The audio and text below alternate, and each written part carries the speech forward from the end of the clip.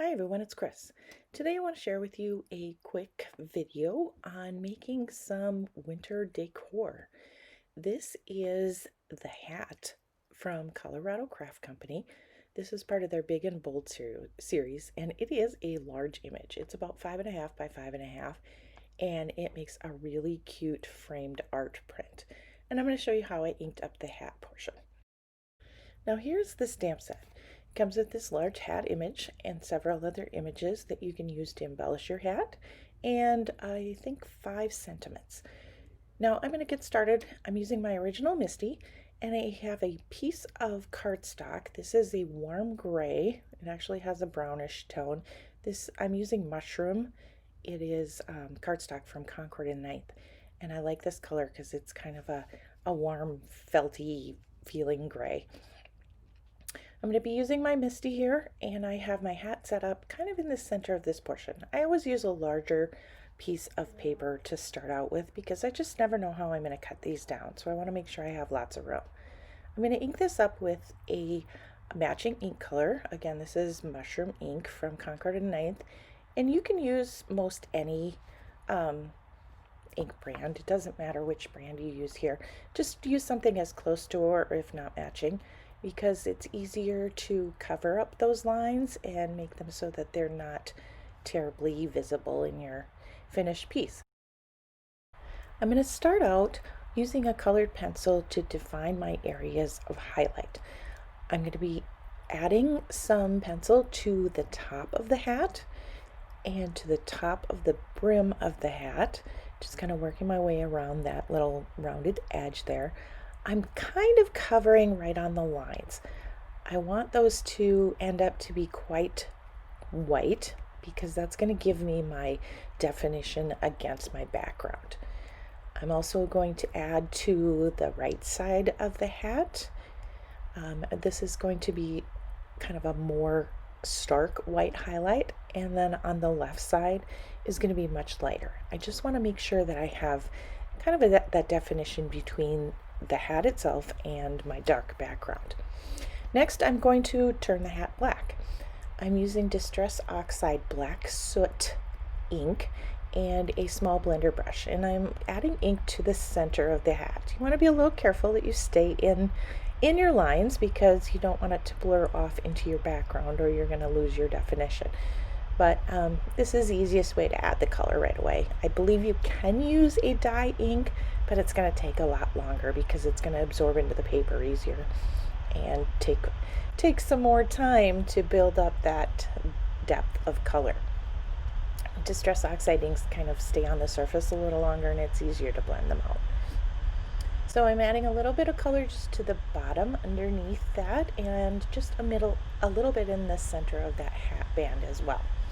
Now I'm still going to have to do this multiple times to get that depth of color that I want, because as the ink dries it does fade a little bit and it absorbs in. So I'm going to come back and I'm going to be adding black multiple times. Next, I'm going to go to some smaller brushes so I can get in those smaller detailed areas. These are e.l.f. makeup brushes that you can buy at any drugstore makeup counter. They're like $1 or $2, and they're fantastic for inking up small detailed areas. And I have a ton of them. I have probably one for most of my color families. And I use a Copic marker, and I just label them so I can grab the right one, because they do have black bristles. Sometimes you can grab the wrong color. Now I'm going to use the white brush, and I'm using a white pigment ink. The ink I'm using is called Sugar Cube. It's from Tailored Expressions, and I'm just using that brush, picking up the ink from the little cube itself and bringing it over to my project. I'm going over those lines that I drew in with my pencil, and I'm just kind of pulling that ink across the top of the hat. I'm going to do the same thing on the left side, but of course much lighter. But you can already see just how you're building some dimension in that hat just by that contrast against your background and with the black that you've already added. Now these inks layer on each other quite well, so if you get too heavy or too much, you can always go back with your black and cover it up and start over. So I'm just gonna add the white there. I'm gonna just very lightly go across the top of that hat band. That's gonna give me a little bit of highlight, just enough to make a separation and some definition to that hat. Also, I'm gonna do a little highlight on the right side of that hat band. It's easiest for me to kind of start with a line and then pull that ink towards me. It's just more comfortable. So I keep turning the paper. Sorry, I'm a little scattered here with right side and left side here, but I'm going to go back to that brim, same thing, work from that line that I created with the colored pencil and pull that ink.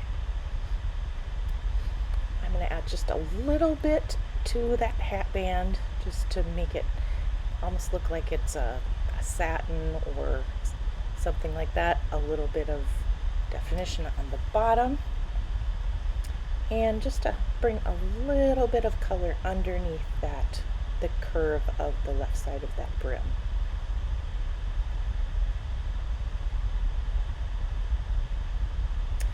Now, good trick here is to put that white brush and your ink cube away, because you don't want to start dipping your black brush into your white ink cube.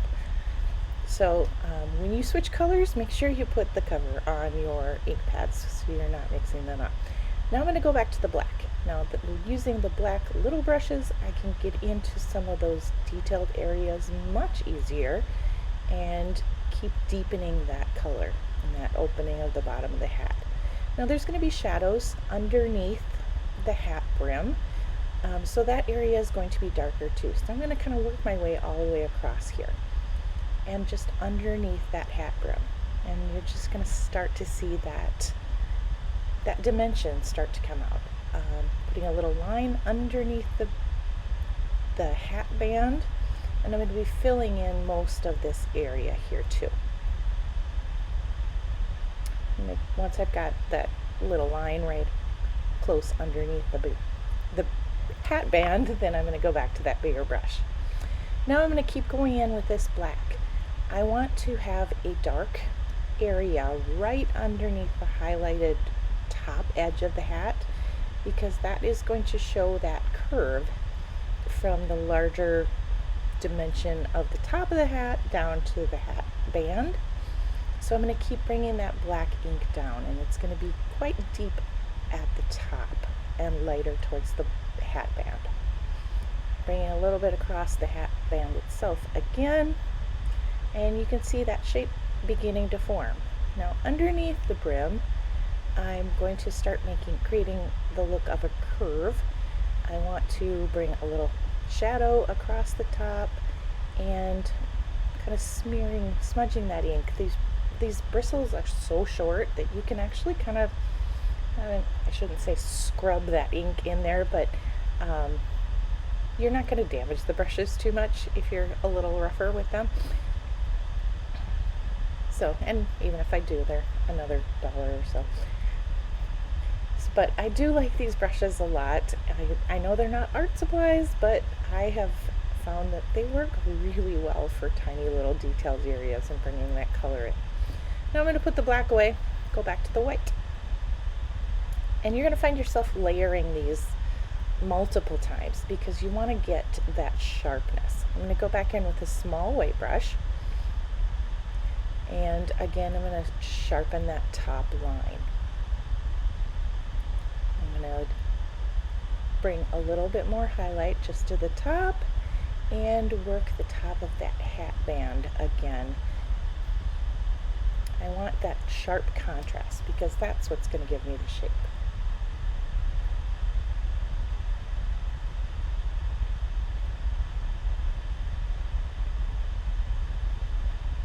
Again, working right on that edge. Any place that you believe is going to be a foreground or highlighted image, that's where you bring in the white contrast. And if you end up with too much, well, go back with your black ink and just cover that up or blend it out, because these will layer really easily and you can cover up some mistakes.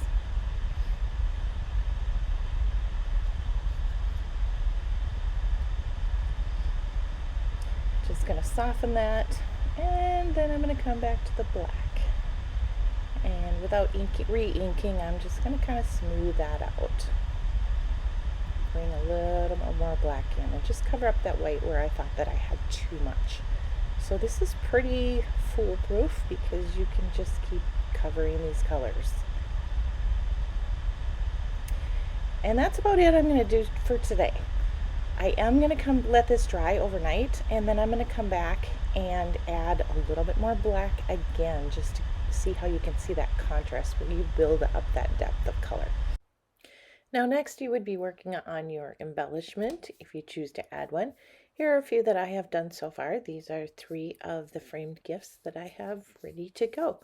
One little trick that I found when I was adding my embellishment is to take an X-Acto knife and slice just at the top of the brim of the hat, and then you can just pop that embellishment kind of behind that brim. It's a lot easier than trying to match it up or mask it to color in later.